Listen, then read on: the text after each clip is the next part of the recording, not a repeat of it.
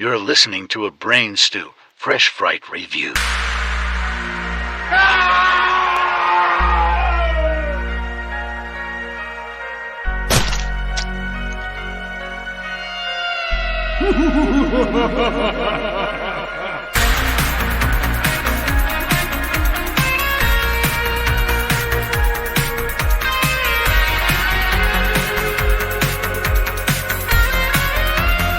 What's up, creeps? This is the moment you've all been waiting for. Hey, Justin, I got a question. Yes? What's your favorite scary movie? Dreamgirls. Let's play a game called Guess How You're Gonna Die! We're here for our spoiler-filled review of Scream 6. That means there are spoilers. So I don't want anybody on social media. I didn't know that was Thursday afternoon. We don't want to get messages be like, guys, you ruined another movie for me. You've had plenty of time. Listen, there's already people on Instagram and Twitter that recorded footage from this movie that are using the footage for memes and GIFs and shit. Like, so, you know, give me a fucking break. Yeah. We are anti-spoiler, as in ruining a movie for people before it comes out. But as you all listened to last week, to our spoiler-free review of Scream 6, you knew the gloves were coming off for this one. And we are once again joined by B-Ratty, who didn't get an opportunity to see the movie early enough to review it with us last week. So he's here. He is I was probably, like, did I get kicked off the show and brought back on? He's like, What once did I again. miss? You're permanently kicked off. What are you talking yeah. about? You're only here as a guest today because you are, as I was about to say, It is a one of the privilege that biggest we Scream fans allow on the you show. to be here today, Brady. My name is Reginald P. Montgomery Gentry Uplifterton. Oh. Yeah. Well, you know, happy to be here. Happy to be alive. Yeah. Um, Still alive. still alive. Are you happy to have seen Scream 6? I guess we'll find out, won't we? Damn, we gonna find out some things. Bum, bum, bum. Ba. Yes, well, ladies and gentlemen, thank you so much for tuning into that spoiler-free episode. A lot of people tuned in a very short amount of time, and particularly for a movie that most people hadn't seen yet, because we released our episode the day before it officially released in theaters. So I just wanted to take the time to thank you so much. It is probably our biggest episode since that movie Halloween Ends came out that no one on this show ever wants to talk about ever again. So just don't ask. We are here. Scream 6, since that episode, Jeremy, has broken a box office record for the franchise. As of right now, it's made over $70 million at the box office, a new franchise high for the Scream that franchise. just goes to show you that effective trailers really, really go a long way, because I think that's one thing that Scream 6 had going for it is the trailers were fantastic. It did not do the Blumhouse thing, which was give you the entire movie in the trailer. It gave you just enough enticing and exciting and scary set pieces and things going on and awesome imagery to make you go, oh shit, well, this franchise has moved locations and it's in a new exciting place, and Ghostface takes Manhattan. it looks really awesome. Like, it just looked, I mean, I'm a casual Scream fan. I'm not a mega fan. You guys know this. I've said this a billion times. But for me, I was like, man, this one looks like they could have potentially knocked it out of the park. And I went into this movie, like I said in the spoiler-free review, with a completely open mind. I didn't care that I hated Scream 5. I was like, man, I'm just going to go into this one with a fresh take and hope that it's as good as the trailer. And fuck, part 6, and they actually have 6 in the title. And people showed up for this thing, and it broke records, which is unbelievable. What franchise has there ever been a part 6 that did these numbers in horror? Like, man, I don't know.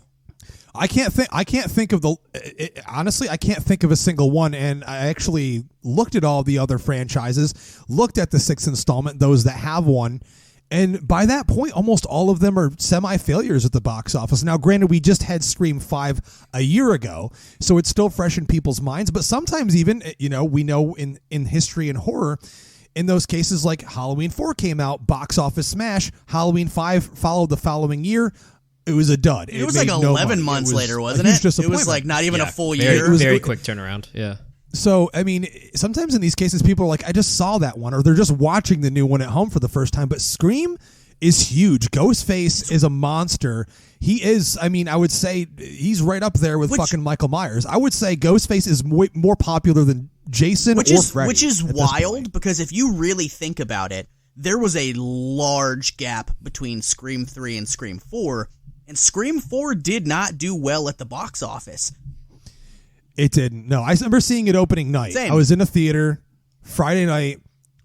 It was not half filled. I remember there wasn't very many people in the theater when I saw it either. But it's like, it's just crazy that part 4 usually if one of these installments does not do very well, it's like, all right, well, it still did enough that it warrants a sequel, direct to video or direct. Now it would be direct to streaming, but there was another large gap between Scream 4 and Scream 5, and now all of a sudden, I feel like it's like this phenomenon that's like a zeitgeist, man, where it's just coming around, and hearing the cast of the original Scream talk about how, like, their minds are blown by it too. They're like, this thing is getting more popular every day. Scream as a franchise is getting more popular every day. It's been wild to see, man. I've been going to horror conventions for 18 years. And in those 18 years, Scream existed. And I remember there not being a large want or representation of it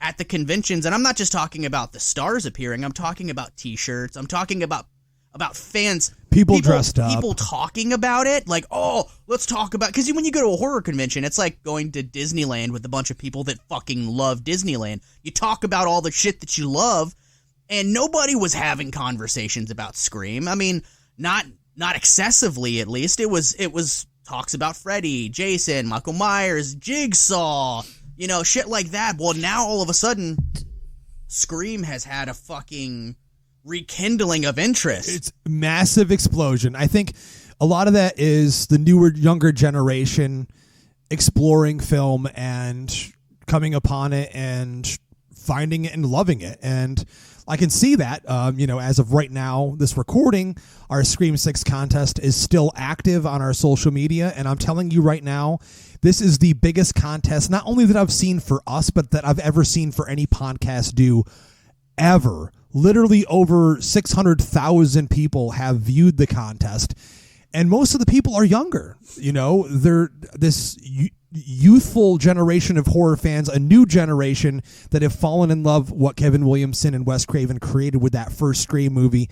And it is, like you said, Jeremy, a phenomenon. Now, we are here to talk about this movie, and I can't go any further because I can see Brady, his eyes. I can sense something building. You're permeating some kind of a strange feeling. It's a boner here, Brady. Yeah. I don't know. It's like tucked up into my waistband right now. I'm sorry. I don't know how you feel about this movie because we haven't talked about it yet. So me and Jeremy already kind of, let loose on our initial thoughts on the movie. So I'm going to, open it up for you first. Okay. What were your expectations for this film, knowing that you came off pretty warm on part 5 for this one, and what was your initial take on it after seeing it? Yeah, I mean, so I've been on the show multiple times saying how much I love Scream, and we've done a lot of great stuff with Ryan C. Showers. Going into it, I tried to stay away from anything after the first initial trailer because I was worried about the Blumhouse thing, where it was like, all right, they're just going to give me the whole thing, and they're going to ruin it. But, I liked the idea of them going to a different setting, going to Manhattan, New York City. They're going to be away at college. I think my personal favorite sequel of the franchise is Scream 2. So I love the college setting. I love that idea. I love getting them out of Woodsboro again. So I was pretty warm on it. I mean, I was hoping that the writing team would still be able to knock something good out. And I went into it very open-minded, or in the words of Creed, with arms wide open, do you want me to go into my initial That was your So cue, let's Jeremy. go God there. damn it. Let's make our escape. Come on, let's go there. I'm something on hell. I mean, we all know Creed's relationship with the Scream franchise. Yeah, of course. Can you take me higher to a place where Justin's green? Just a little bit, yeah. There it is. Yeah. So should I go, like, you want me to do initial thoughts after seeing it now? Yes. Initial thoughts. Unless you just want me and Jeremy to talk over you the whole episode. I mean, it's totally your anyways. call. Initial thoughts after it. Worst entry in the franchise. Ooh. Shutting my podcast mic down, closing the laptop, spitting on the ground, kicking the laptop, walking back upstairs right now. What the fuck? I think, and we'll get into it in the review, but I think that the writing team, the director, have lost all sense of what makes Scream a Scream movie, what makes it good, what makes it suspenseful, and I think that they went for a very much Michael Myers, Jason-esque version of Ghostface, which is not what I needed from this movie and what I wanted. And if you're going to rip off Scream 2, you need to do it right. And they did not. And again, these fucking directors and writers cannot make a compelling final act with killers. They just can't. They've lost all sense of that. And so I was actually pretty upset leaving the theater. Like, I sat there and was just kind of floored with what I watched. I was like, there's no way that I just watched this movie. There's no way that this is what I got hyped up for. So it sounds like your experience with this one was how I felt about 5, which you liked 5. So I find this whole dynamic really interesting. It's a little strange. Yeah. But yeah, so yeah, I guess that is true. Yeah, I feel exactly about this movie like Jeremy felt about 5. Yeah. So since we're getting into full spoilers, and we might as well just get into the deep nitty gritty on this thing. I kind of approached this. I watched it twice. After me and Jeremy got to see it, the press screening, I went and I would say tried to enjoy the fan event that they put on that was at 5 p.m. on Thursday. Not much of a fan event. You got a poster. They played the Demi Lovato music video before the movie, and you got to see it in 3D, which I have to comment on right now because I am a 3D detractor for the most part, and it was a cash grab. Unfortunately, post-converted, no depth to the picture. There was not a single gotcha moment, or when Ghostface is slashing towards anybody, it didn't look like it was in 3D at all. Terrible experience in 3D. Wouldn't recommend it to anyone that, had the option or thought about possibly going and seeing it in 3D. But to my point, I approach this again as a Scream movie. And what do I expect from a Scream movie? And for me, this had all of the things that I come to love and expect from a Scream movie. Minus Sidney Prescott.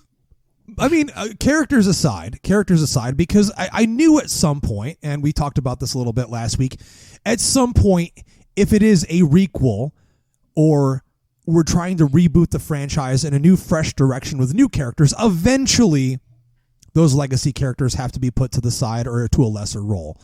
I did not miss Sidney Prescott in this movie. And had she been in the Kirby role, like it's been rumored that she would have been, that would have been a disservice to the character, in my opinion. I'll get to how I felt about Kirby in that role in a little bit. But the movie overall, we always have a bunch of people get killed by Ghostface in cool and interesting ways, cool chase sequences, characters that we've come to appreciate, know, and love. And then we get the final act where we get the killer reveal. And I feel like, for me at least, Scream is one of my favorite horror franchises. The reveal in 5 was it was fine. It did not knock my socks off.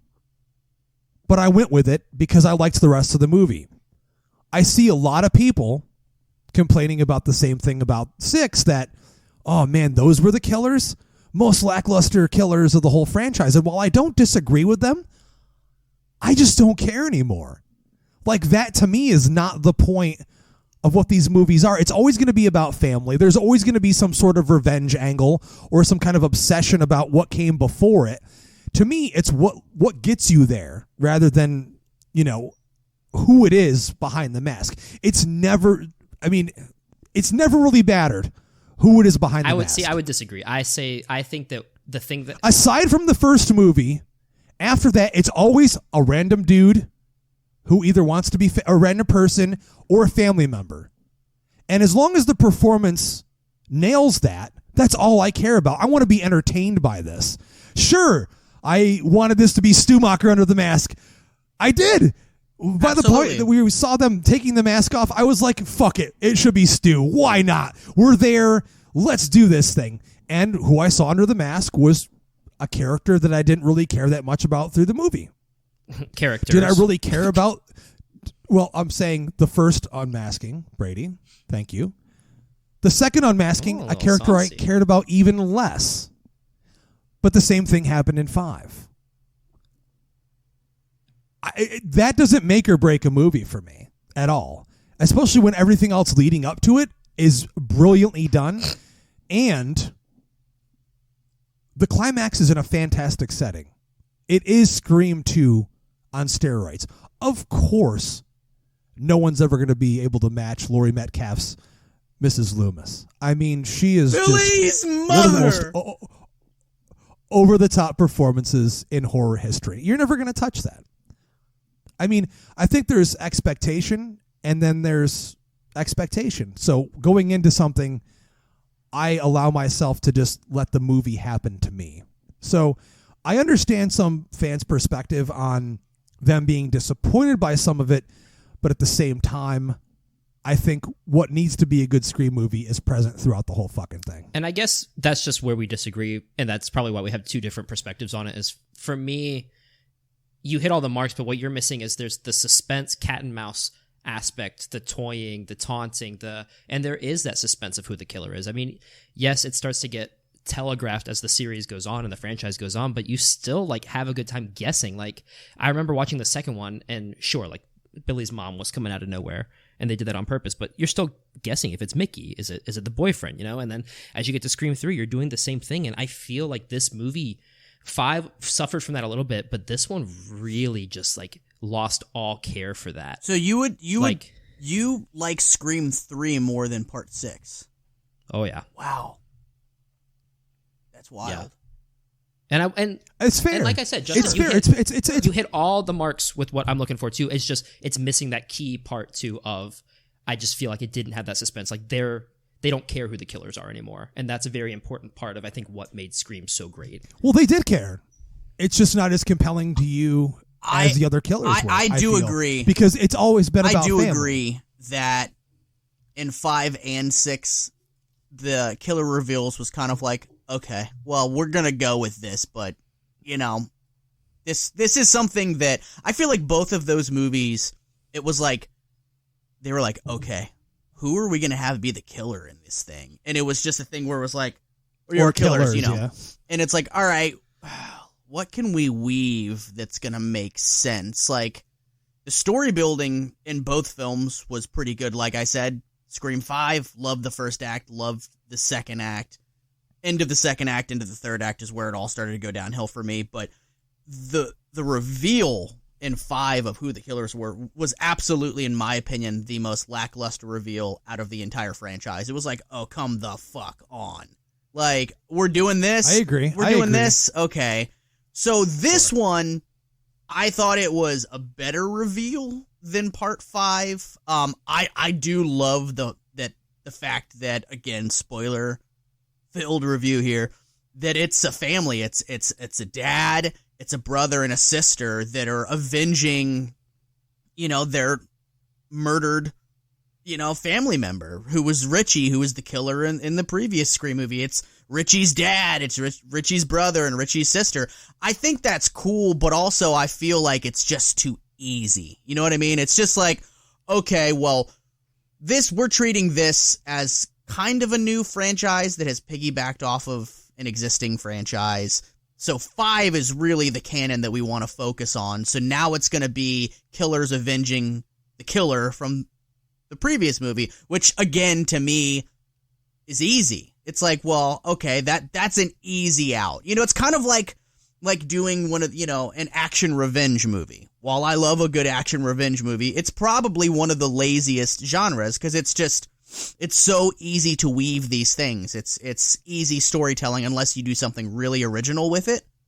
It's just, here's what happened. Now we're out for revenge. Boom, here's the reveal, or here's the finale, right? And that's what this is. It's just, okay, well, this will work, and it makes sense narratively why these people would want to target these people and go to New York and try to find ways to integrate themselves into the surviving characters' lives from the previous film.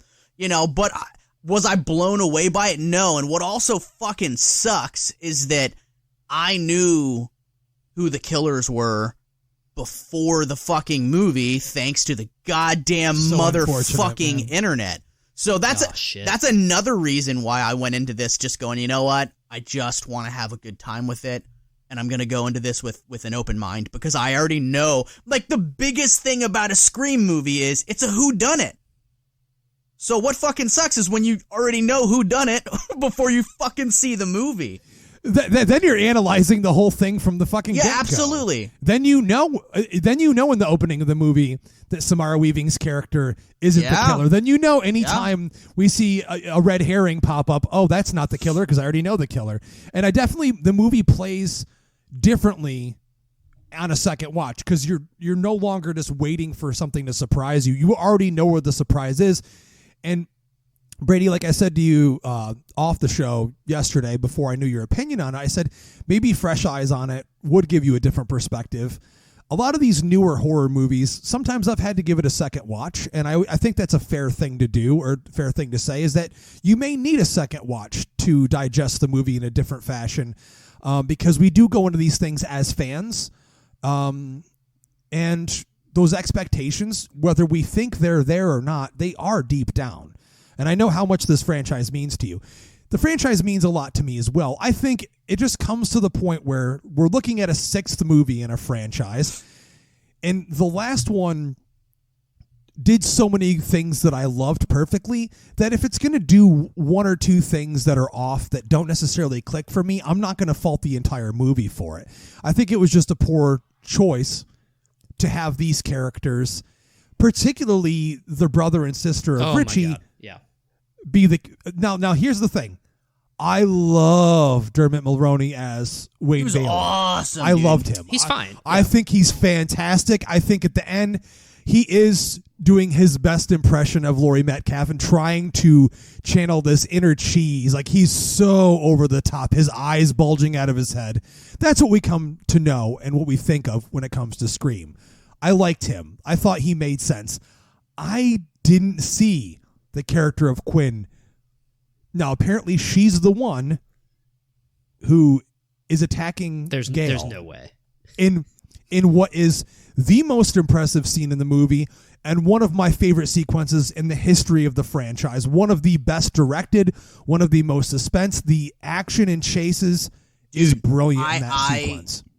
I validate that so fucking much, man. I felt every fucking moment. I found myself on the edge of my seat, holding my breath, clenching the fucking chair, like, dude, not Gale. You already took Dewey from us, goddammit, not Gale. I mean, dude, you saw me. You were sitting next to me at the screening. I literally was holding my hands out like this in front of me on the edge of my seat, trying not to say anything, like holding my fucking breath over this shit. That's how much. Just to echo what you said, easily one of the best cat and mouse scenes in the entire franchise, in my opinion, was Gale's apartment.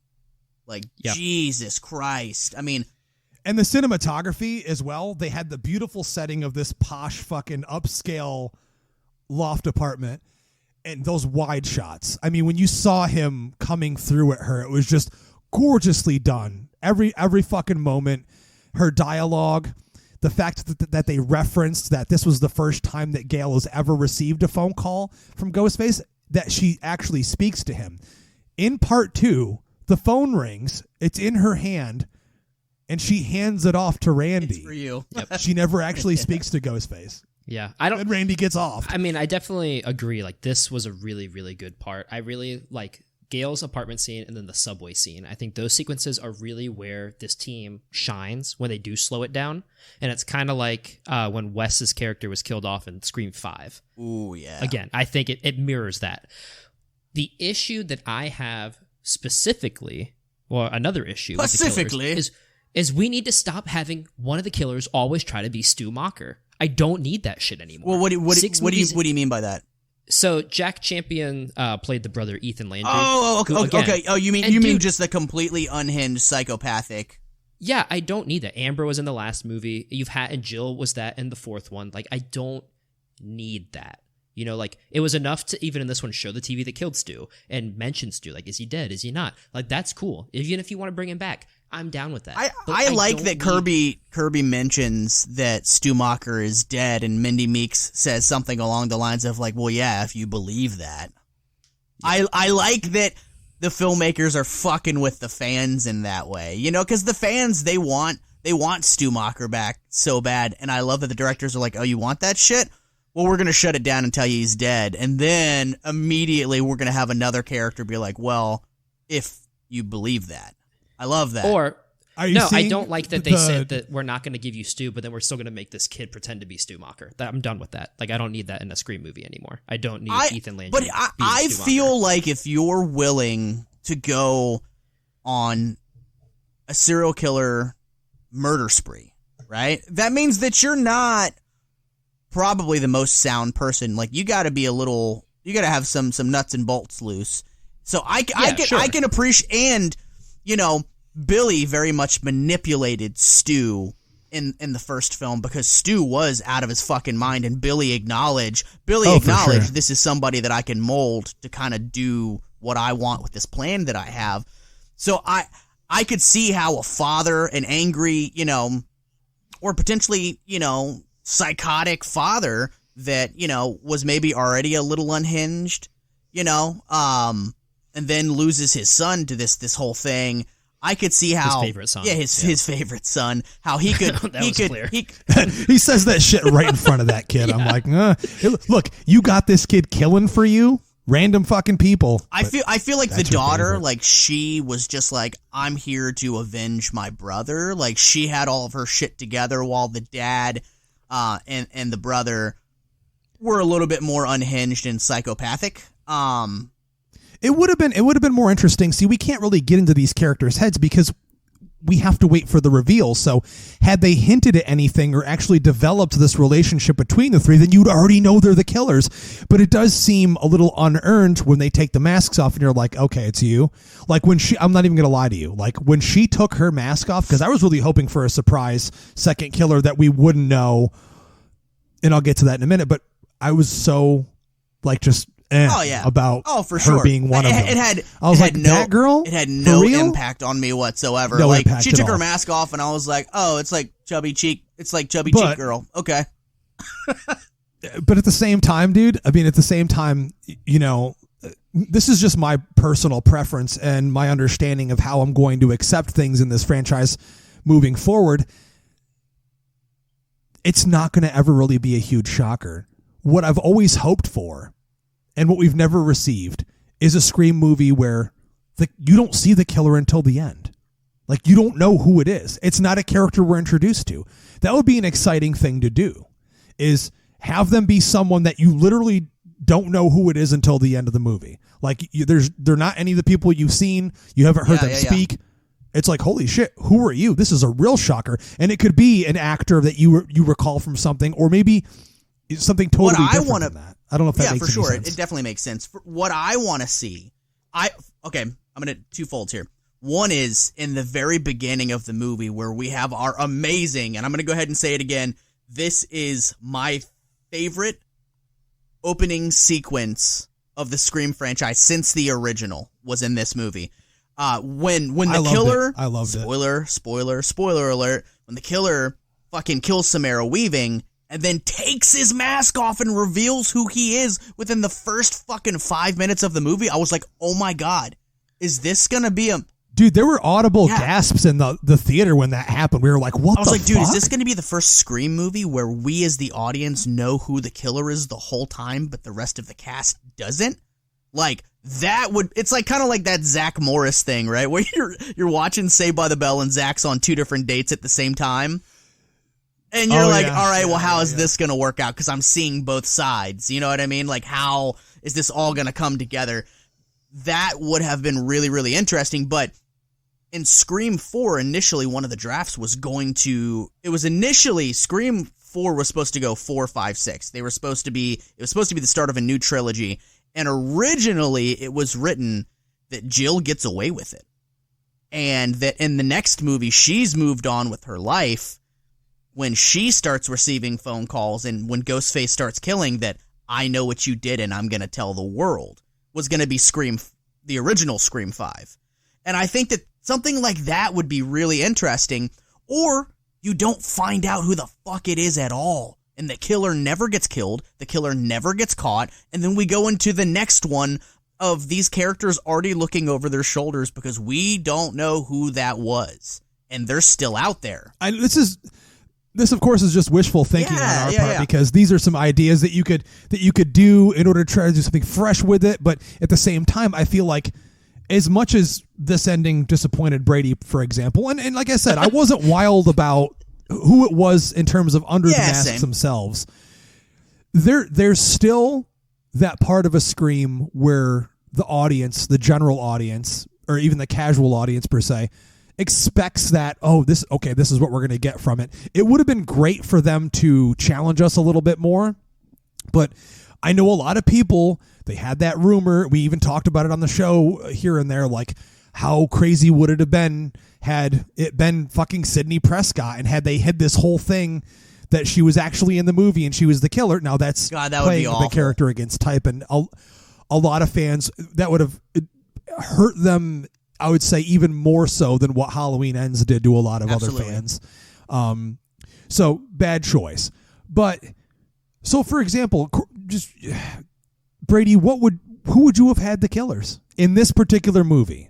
Who would you have had be the killers if you could have just chosen any character? I mean, I'm fine with the detective being one of the killers, and I would have either picked him or Kirby. I think it would have been cool to have Kirby be the killer.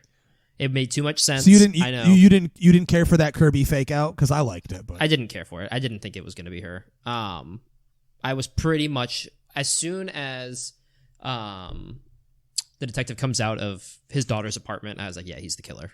I was like, we didn't even really see her die. Like, I don't believe that she's dead. And that's when I put those two together. And then on the subways, when I was like, I think it could be either the daughter or Ethan. And I didn't think there were 3. So I thought that was pretty cool that they finally had 3 killers. But I don't know. Like, I probably would have just tried to write a different character. Like,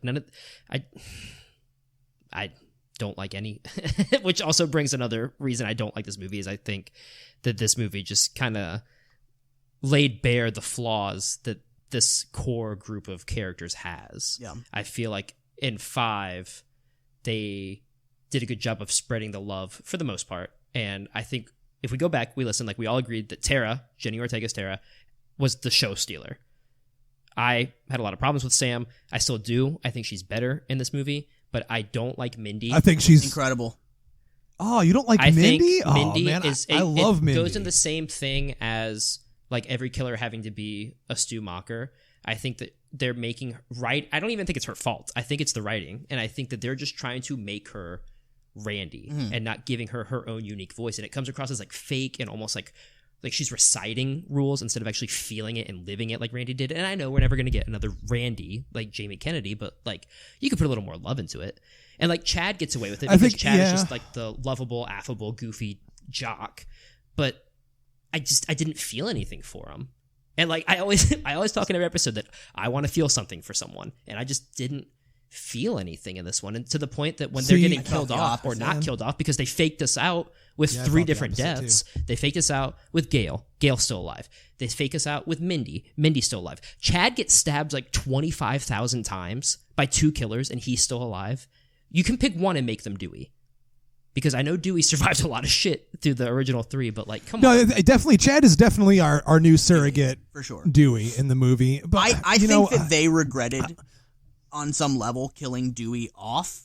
And I think that in the writer's room, from what I could feel, is maybe they were initially planning on killing off either Mindy or Chad or whoever, and just like Wes Craven, they couldn't fucking do it because they're like, I love this character and I don't want to see and when them you're watching dailies, you know what I mean? Like Wes, you're watching dailies, you're finishing up the movie, you're looking at the rough cut of the movie, you're seeing what works, you're seeing what doesn't work, and it's just like with the original Scream, Dewey was supposed to die. And then as they're watching the movie, Wes is like, I really like that Dewey character. The audience is really enjoying him in the test screenings. Let's shoot a scene just in case and have him live. And in the final cut, he lived. Like, David didn't even know he lived until he saw the fucking premiere. Yeah. So it's much like that. And I think, I hate to disagree so much with you, Brady, because in 5, I started to like and get to know these new characters. But here, it's solidified that I love the characters. I love the new characters. Too. I love the core 4. I felt them so much more in this movie. I liked Melissa Barrera's performance so much more. It was a lot better. She is way more focused in her performance, and her character in the writing, it lends itself better for her to be able to portray this character. In the last one, it just expected a lot out of her, and she's kind of over the top, or she's not quite hitting her mark, where, Jenna Ortega is just like, acting circles around here. Here, their relationship is the focus. I thought all of that was very well done. The dynamic between the two of them and the core group. And, it's like, I loved Mindy. I miss Randy. Randy is my favorite character from this whole fucking franchise. So if I'm going to, at least I'm getting some piece of him still alive, and it's his family, it's his blood, because we know Chad's not the film lover, he's not the geek. Mm-hmm. You know what I mean? He's the jock, he's our new surrogate Dewey, the lovable goofball. Mindy, I want a Randy in these movies. I want someone that can be the crowd's, she's speaking to the crowd in terms of the film lovers. We had a bunch of references. That's just what Scream's all about. So who else would you have from this group doing that? No one. She just fits the bill. And I see what you mean about her reciting it, but I guess you just can't replicate what Jamie Kennedy was able to do naturally. Dude. And he just took that material and ran with it. He's a comedian, so he just has that. And I'm fine with her being the fill-in character for Randy. I have no problem with that. I liked her in 5. This one, it didn't do it for me this time. And let's be honest. Anytime a famous rock band has ever replaced their lead vocalist with another vocalist, it's never worked out the same. It has never won people over the way that the band hopes it will. And ultimately, what people really want is the original lineup. They want the original members of the band, and replacements, while you can go and you can enjoy the music and enjoy the songs that you love, it's never going to be that original person that made you fall in love with the material, right? And that's kind of what Mindy is, and a lot of these characters are. It's like replacing a lineup in a famous rock band, where it's like, yeah, there's things about this that I really love and I really enjoy, but it's never going to be, we're never going to have that Randy again because they fucking offed him. We're never going to have that Dewey again because they offed him. We'll have things that are, done in a way that pays, homage to them. And will remind you of them. But, that's what sucks about these characters in horror films, man, is you fall in love with them, and, the more, we're going up in numbers as far as sequels go, and there's going to be original characters that you love that get killed. Fuck, dude, look at Heather Langenkamp in Nightmare on Elm Street 3. Like, gone. You know what I mean? And, like, that's the case for, look at Alice in Friday the 13th. Gone. So, like, horror movies have been known forever to break our hearts with these fucking sequels, so...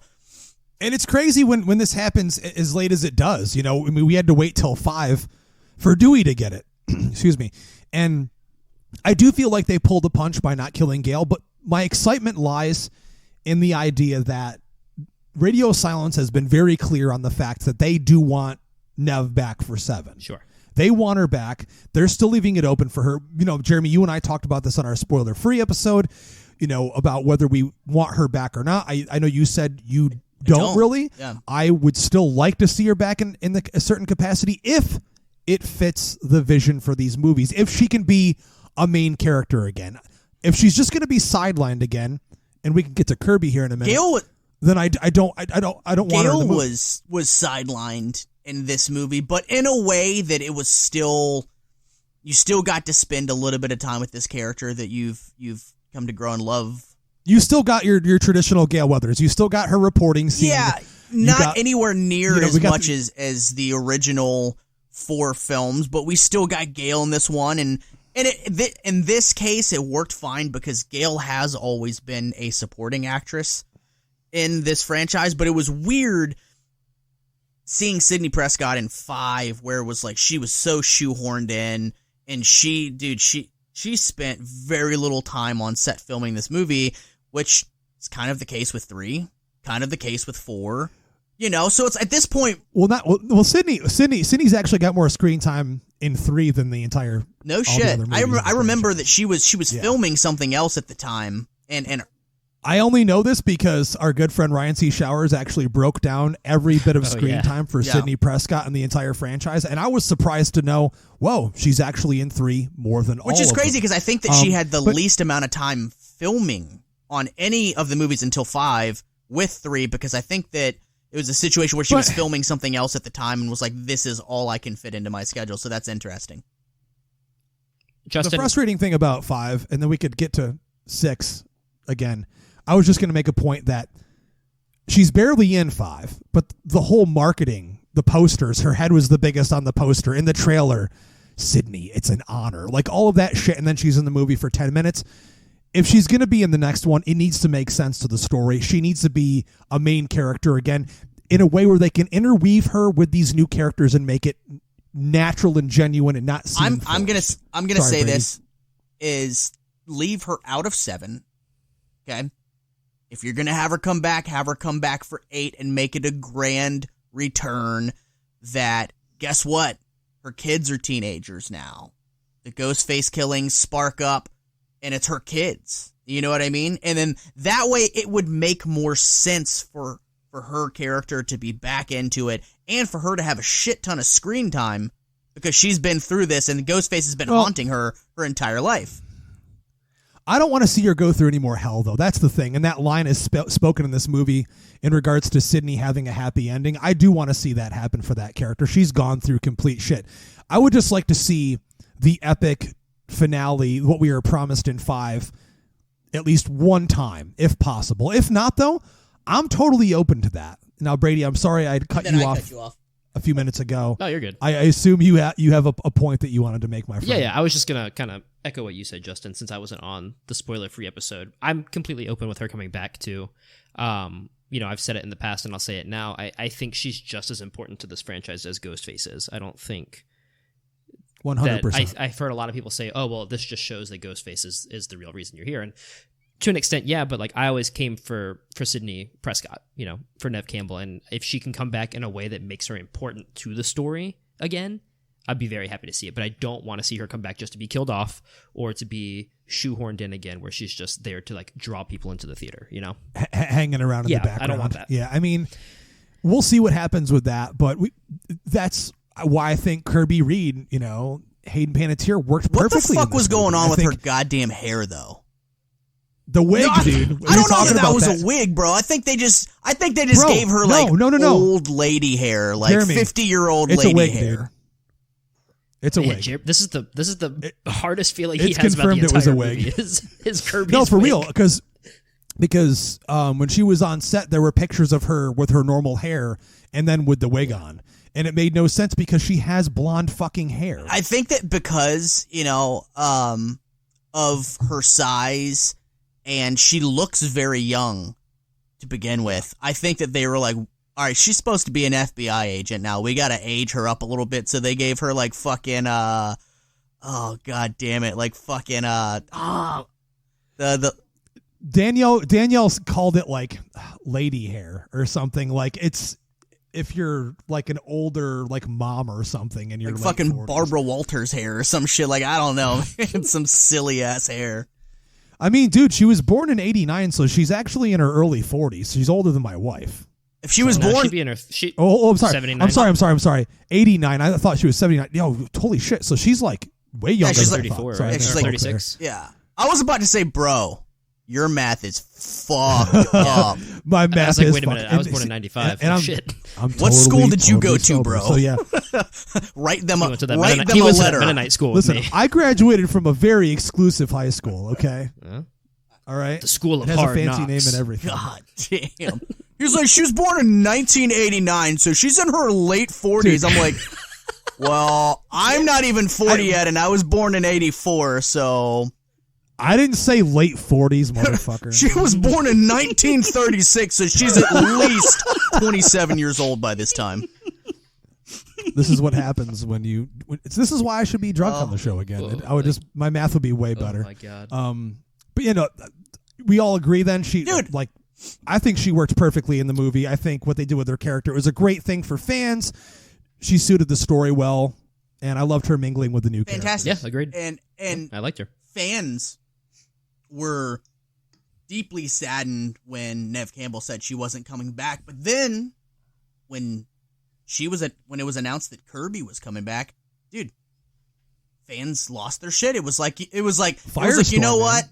Yeah, we're not getting Sydney, but we're getting Kirby back, and we fucking love Kirby. Kirby's great, man. Yeah, I mean, Scream Twitter went absolutely bonkers when they announced that, and for good reason, man. She's one of the best characters of the entire franchise. And I maybe I misspoke earlier when I said I want my Randy. I mean, she was our new Randy before we got Mindy, you know, and that little exchange between the two of them when they're sitting there in what is the coolest set probably in Scream history, that old movie theater. What a cool fucking idea to have this old broken down movie theater with all of these artifacts. Slightly unrealistic that he'd be able to get all of those items. But hey, we're talking about a movie where a detective replaces, what's supposed to be her daughter's dead body with a fresh corpse, and no one noticed the difference. Yeah. I mean, it is a Scream movie, and I know that I like to use that excuse, fill in the blank, whatever the movie franchise is, in order to allow mistakes and flaws to just be shoved to the side. But, I mean, we've seen crazier shit happen in these movies. No, I mean, there were a couple of things that I was going to bring up while I was making notes, and I said, it's just can be chalked up to it's a movie. But, like, at the same time, that was one of them, Justin. The other one was, how did Sam not know what Richie's family looked like? Because didn't in 5 they said they'd been dating like 6 months to a year or something like that? And like they're within our age of social media, our age of after, if my boyfriend tried to kill me, I would probably find out everything about his family. You don't know what they look like? And then also you said that you did a huge background check on her as a roommate, on Quinn as a roommate, but none of this came up. Like, in the day and age we live in now, I don't believe any of that. But I was like, I'm not going to get caught up in that. Like, it's it's fine. Like, you have to overlook the whole some thing things. about not getting to know the family, I feel like is passable for me. I mean, especially, where we first meet Richie and Sam in the beginning of part 5. They're like fucking working at a bowling And that's alley or fine, but some I think shit. just so it's if like, you're going to highlight how much they went through to background check roommates and moving and relocating, it doesn't make sense to me logically that then that becomes not passable, If you hadn't have included all that. That's actually a legit valid point. it is a valid point. I think him working for the police, you're only going to, especially in this day and age, you're only going to get so far with being able to meddle with files and Right. such before you get caught very easily. But it has happened. I mean, you and I have watched enough true crime to see some crazy Sure, shit yeah, happen. And I definitely do allow small flaws like this to be put aside just for entertainment value, because these movies have never been the most realistic at all. I mean, the first one is definitely the most serious in terms of the tone, even though it's probably one of the funniest of the whole franchise. But I have to talk about this, Jeremy. You and I loved this scene. Brady, you haven't even mentioned it yet, which is crazy to me. Another scene that's a standout that I think is another, franchise best is the ladder scene. And this is where they took the new environment and really ran with something different that we hadn't seen in a Scream movie before. And I likened the ladder from apartment to apartment kind of to, in part 2, when Sydney's in the back of the cop car, they're disabled in the back of the car, Ghostface is in the front seat, and they have to get out. That kind of a tense sequence. Good. But this is like times fucking 10. And you feel that height when you're up there. Like, I'm so terrified of heights, man. Like, have been my whole life. And just looking down, I felt that. Like, oh my God. You're like, probably one of the most suspenseful scenes ever in the franchise. I thought it was just brilliantly done. And, you know, Ghostface is at the door and he's slashing and pushing through. It was just, I mean, the fact that he got into the house and they were just all sitting around, fooling around at the table, I just loved that whole setup and how it was executed. Yeah, no, I mean, I really did like that. Still, I think the movie scene stealer for me was definitely Gail's apartment and the subway, but this was good. And I'm the same way with heights. I would not be able to do that, especially if I had gotten my guts slit open like that. I would not have been able to go across that ladder. My vertigo would have hit really fucking hard. And what I do really like about this scene too is after Ghostface gets in, where he's just like walking behind and you can just see him in the frame, and they do that typical like scream, like the orchestra starts playing a little bit and like, you hear the theme. I loved that. I thought that was really good and mean-spirited, where he's just like shaking the ladder and toying with her. One of the things that I really, really loved about this new film, that I feel like the filmmakers, this is where they're adding their little stamp in, is it wasn't enough for the character to fall from the ladder and fall to her death, but they showed it and showed her head smash into a dumpster before hitting the ground. Like, and saw the result of it. Her face was mutilated. I feel like that was a decision that Wes Craven would not have made. I feel like you would have seen them fall, and then you would have heard the sound, and then you would have seen the reveal. I don't think we would have seen the head smash the dumpster and then hit the ground and then the reveal from Wes Craven. And I think you're absolutely right. And yeah. I think that is, I don't know. That's one of the new things that has intrigued me. I'm like, okay, this is where they're taking it up a notch. This is where they're making it their Scream movie, because everybody went, oh shit, in the theater when that happened. Like, dude, that was brutal as shit, and it was fucking great. It was very, very effective. So I was gonna say, you know, Brady, getting to the violence of the movie, there were a lot of those moments, and those were hinted at in 5. You know, when we see Wes killed in the house, we're seeing people like, you know, Sam's therapist get stabbed in the fucking face, and we're seeing at the end here, you know, stabbing through the eye or the throat, and we're seeing a lot more of a brutal killing. I'm so glad that you said that. Because my buddy Devin made a great point about the Scream franchise, and I really think that it echoes true specifically in this movie. He's like, dude, if you really think about it, Scream is just a very Americanized version of a giallo film. It's because the giallo film is a whodunit. You know, it fixates on the hands and on the weapons, and you don't know who the killer is until the reveal at the very end. And there's typically, you know, very well done cat and mouse sequences. I mean, look at Dario Argento's work. Dude, it was a mind fuck when he said that to me, because I'm like, dude, holy shit. You're absolutely right. And even more so with this new one, where you have the insane gore of the knife in a close-up shot going into a character's face, a knife going into a character's mouth. A gloved hand with a knife. I mean, dude, when he said that to me, it literally blew my mind. I was like, holy fuck, Scream movies are American giallo films, and I think that's kind of fucking incredible, especially with the level of gore and violence that this one had. And also, if you think about it too, as much as I love this franchise as a whole, there's always been a cheesiness to some of it, which also, you know, harkens back to a lot of giallos, which are, for most intents and purposes, cheesy as fuck in their own way, intentionally and unintentionally. But I mean, like, those kinds of things, because we know Ghostface has always been a knife killer, but here we got to see him with the shotgun. You know, we talked about it last week a little bit, how, you know, some fans were like, Ghostface with a gun, how could they ever do that? That's sacrilegious. And we all know Ghostface that has always every had a gun. single Ghostface always had a gun. Usually by the end of the movie, not even if they don't, in full costume. with the mask.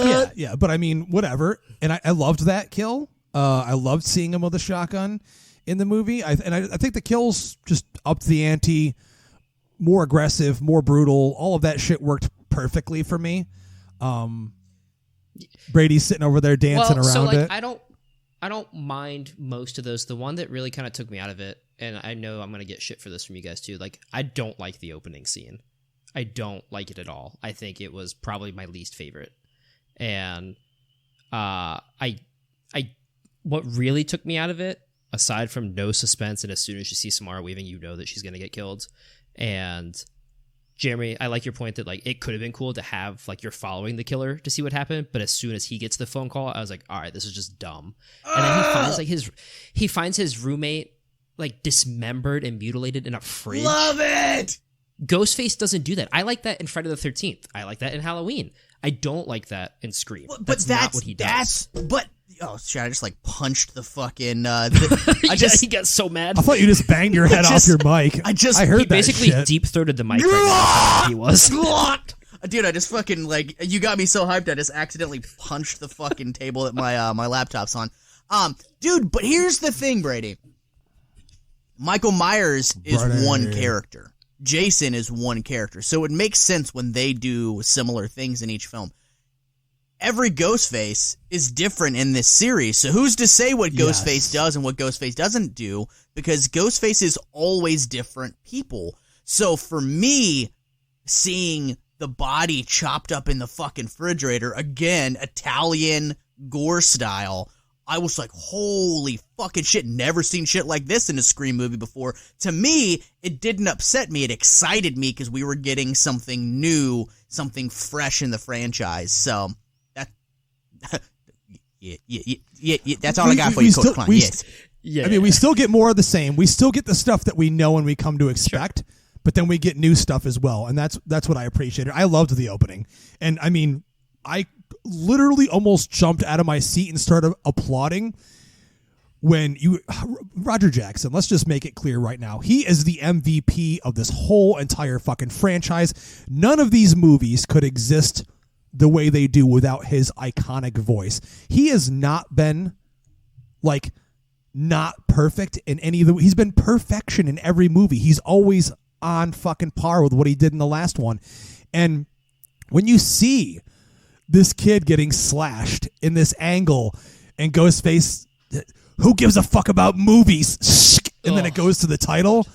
Iconic. Fucking iconic. I was like, this is... I knew right then and there that I was most likely in for a movie I was going to love, and for the most part, I was correct. You know who doesn't give a fuck about movies? Radio Silence.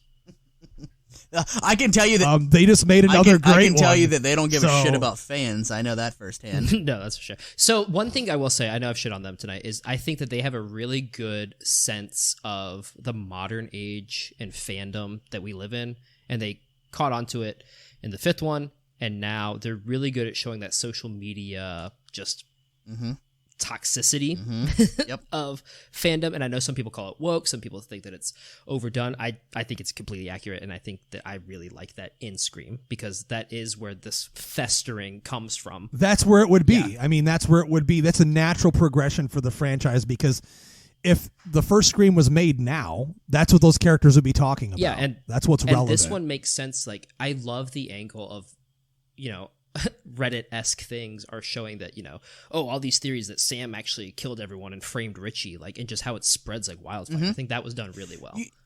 Completely unrelated, but another thing that acknowledges that social media can manipulate people is, like, I don't know if you guys watched The Boys, the show on Amazon, how it showed how some of the superheroes were using memes to, like, control a narrative. And dude, it's so true, man. Like, shit like that really fucking happens on the internet, because people can take, like, wild claims and theories and, like, put enough time into them that somebody goes, you know, this is kind of convincing, man. They might be onto something. So I find that that stuff really interesting. I'm gonna tell you right now. So a character that I really loved in this new film that was introduced in this film is Danny Brackett. You know, the hunky guy that lives. You really got a hard on for him, I really liked his character, man. I just feel like it was natural, and he was like just a super smooth dude and smooth character. But I feel like you only got bits and pieces of him, right? And he was like more like, I'm there for you, Sam. Like, you know, I'll be as close as you want or as far away from you as you want. I know you've been through a lot of shit. To me, you know, I'm thinking about part 7, and I'm like, all right, so what's next, right? And a couple people have written me messages on social media and shit like that, and they're like, dude, I listened to your spoiler-free review. I love the idea of, like, a destination wedding, and, you know, one of the characters is getting married. We've gotten through college, you know, they're in their careers now. Now one of the characters is getting married. I'm like, dude, seeing the track record for Radio Silence and what they do with killers in these 2 installments, I'm like, dude, I'm telling you right now, you're going to find out Danny Brackett is going to be a killer in the next one. I'm calling it.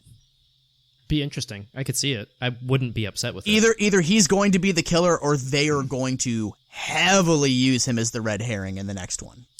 Or he's the opening kill. Imagine them married. It's at their house. It's secluded. A new Ghostface gets into the house and murders him right in front of her. Like, injures her badly and then leaves her, and then so she has to recuperate and then come. We've never had that before. There's so many cool. Dude, there's never had that before either. Do you think that this storyline with Sam being the daughter of Billy Loomis and her having, you know, full conversations in her mind, Brady's over there shaking his head, having a seizure right now, in her mind with her dead father that she's never met before, do you feel like this is story building that they're doing to a finale where she is going to be the one that snaps, or is this like a red herring storyline? They're hinting at more it. than hinting. I feel like it's been building. Well, I mean, we had that moment at the end. She's looking at the mask. And she lets the ominous it go. music plays, and she drops it. It's literally her dad's mask, and she drops it. And I think we were talking about that a little bit. Maybe it was in a different conversation, but what I was waiting for and hoping for is after she drops it, we just get a shot of a hand of a person we don't know. You don't see the person, just pick up the mask, and then the movie ends. That would have been fucking great. That's how it starts. It starts with the end of Scream 6, right? Where she drops the mask, and then all of a sudden the camera pans out and there's the hands picking it up, and that's how that's how Scream 7 like Friday the 13th kind of thing. Yeah, that's how Scream 7 could start. Here's what I think with it. I think that they went for something in 5 that they didn't fully develop or fully flesh out. And then in this one, they were like, fuck, we still have to include that because there's no way you just show Billy Loomis in the last one. It's the Thorn storyline, right? Yeah, and so now they're like, I mean, again, I think this one suffers a lot from quick writing, and they couldn't, and then Nev not coming back. I think that really fucked them up, and so maybe they'll have time to flesh that out in the next one. I don't think it's going to be what they wanted it to be, though. Whatever they come up with for that Loomis storyline is not going to be whatever their main vision was. I mean, hey, listen, it's a lot better so far what we've seen them do than what we got from the Jamie Lloyd thing. And I love the Thorn in Halloween trilogy. 4, okay. where we think, oh my God, she's going to be the killer, and then they never even did a fucking thing with it. At least they're playing with it, even though every time they showed fucking D.H. Skeet Ulrich on the screen, Jeremy literally laughed out loud in the press screening. I was the only person in this press screening. It was packed full of nothing but film critics, and every time he popped up, I was like, I was like, is that Crispin Glover? Dude, no shit. Dude, I didn't even tell you. I didn't tell Danielle that he pops up. I didn't tell her anything about the movie at all. But I was sitting next to her in the theater, and when he popped up, dude, she laughed. Because she knows what he looks like now. She's like, they're trying to make like a 50-year-old dude look like he's 18. And they didn't have to do 20s, that because whatever. like they could have just had him be his normal age, and it's like, okay, like his ghost has aged. You know what I mean? Sure. Or why do we need to see him? He can just do the voice and we hear it. You know, I mean, it was just like... Or you could do like a Darth Sidious Star Wars thing where it just shows like the bottom part of his mouth and he's like in the Ghostface robe still. I mean, the bottom part of his mouth still looks young. Let's be clear there. But I mean, whatever. It didn't... it didn't take me out of the movie or anything like that, but I'm like, eventually, if you're going to try to do that in the next one as well, I'm like, bro, he's going to probably be 60 by that point. I mean, they're probably going to fast track it. Dude, there's heavy suggestions and rumors that they want them to start filming no later than October. Jesus Christ. I wouldn't be surprised. Yeah. But I would say give us a year in between this one. Have it 2025. We need something. Absolutely not. No. Because look, dude, the proof is in the pudding, right? And whatever that fucking stupid saying is. It was like a year. Pudding. Like, dude, it was like a year in between Scream 2022 and Scream 6, right? Five cream. Oh. Yeah. So it was like a year, and look at what it just did. It just printed money. Like, it made so much fucking money. I agree. The studio's going to go, that's the formula. Look at Saw. Look at I was Saw. just going to say, it's the new Saw. It's the new Friday the 13th. Back when you could do this. I was on the phone with my little brother a couple days ago, and he loves Scream. Like, it's like his favorite franchise. And I told him, I was like, dude, Scream is now an event for young people. It is just like Saw was.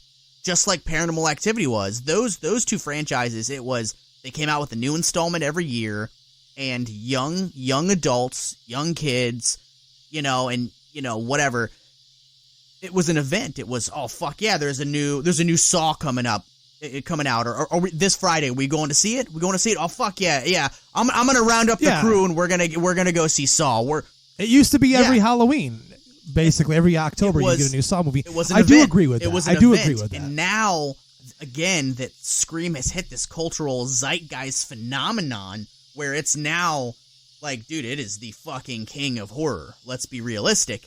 Now that it's that, the studio is going to go, dude, we just made so much money. We're doing this every year until this doesn't work anymore, right? Yeah. It's the same thing as Paranormal Activity. They rode that motherfucker until the wheels fell off, that they were like, okay, like, we're not losing money, we're still making money, but here's a good point to stop because it's not doing the business that it once was, right? And I feel like they're going to do the same thing with Scream. They're going to keep coming out with a new movie every year as long as people keep showing up for it. Yeah, well. If they do, I'll be there no matter what. From now until I'm 60, Put if it they this keep way, making them, if I'll be there. Halloween Ends made the kind of money that Halloween 2018 made, if Halloween Ends made the kind of money that Scream 6 just made, there would be a new Halloween movie in production right now. But the returns started getting smaller, so they were like, we're going to ease off the gas, and we're going to let it breathe, and then eventually we're going to come back. Yeah, I mean, eventually fans will get tired of it. Eventually you will need to make it special again and make us want it again. That's why I was going to say before you started that, it sometimes it works, and then sometimes it doesn't, and then sometimes it works and we do get bored of it. Like, oh, we're another Scream. Like, I could wait for that. So I hope that it continues to work. I hope the franchise remains relevant and successful because I fucking love it. And this movie just proved to me again why it is a champion in the world of horror and why it is so special to us. It just knocked it out of the park for me for the most part. I did say last week, I need to clear this up before we get to our Trash It or Treasure It, just a few things. I still do think it is one of the best sequels, but I have come to the full conclusion, my mind has slightly changed, 2 is still my favorite sequel. Thank God. So even though we haven't done a full ranking of the series yet, that's the internet like pressure. At some point, Justin, no one's pressuring free, me but bro. myself. Be a swallow. No one's pressuring me but be myself. Free. I'm a fucking eagle. It's an eagle. I'm as free as a bird. But yeah, so I have to ask one more thing of Brady before we get to our final thoughts and our ratings on this thing, because you know how important Marco Beltrami's themes are for the whole franchise. I almost cried when Dewey's theme came up. Oh yeah, I will say that. So we got Brian Tyler here again. His score for 5 I thought was extremely lackluster. I thought it was better here. I think he tried his best to capture some of those vibes and sounds that Marco was so iconic in using in the original 4 movies. Sure.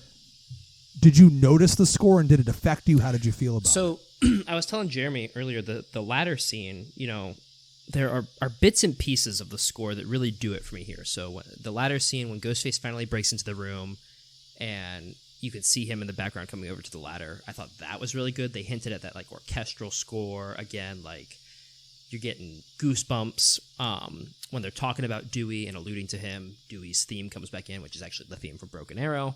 But to me, like, it's still just not hitting it for me, and it's almost like I've sent you guys like songs that it's like soundcore, where it's just a bunch of clips of quotes and things spliced together with, you know, guitar riffs in there, and that's just kind of what Brian Tyler's doing here. It's just a bunch of things that we've come to love that he's kind of inserting here and there with his own thing, and I just don't really like it that much. Yeah, I just wanted to grab that point from you because I wanted your opinion on that. For me, I've always said this, and I'm going to beat a dead horse, but I don't give a shit. You know, to me, Marco Beltrami's music to the Scream franchise is just as important as Sidney Prescott and just as important as that Ghostface mask. Yeah. I mean, what he crafted in those first 4 movies, particularly the first 2, I mean, it's iconic themes that just in my head, when I think Scream, I hear those high strings. I hear those operatic gothic choruses. You know, I hear fucking this visceral, crazy fucking sound to all of the music that really heightens everything and makes it energetic, particularly in the chase sequences. Yeah, the score here was a little bit better, but nowhere near the level it should have been. No.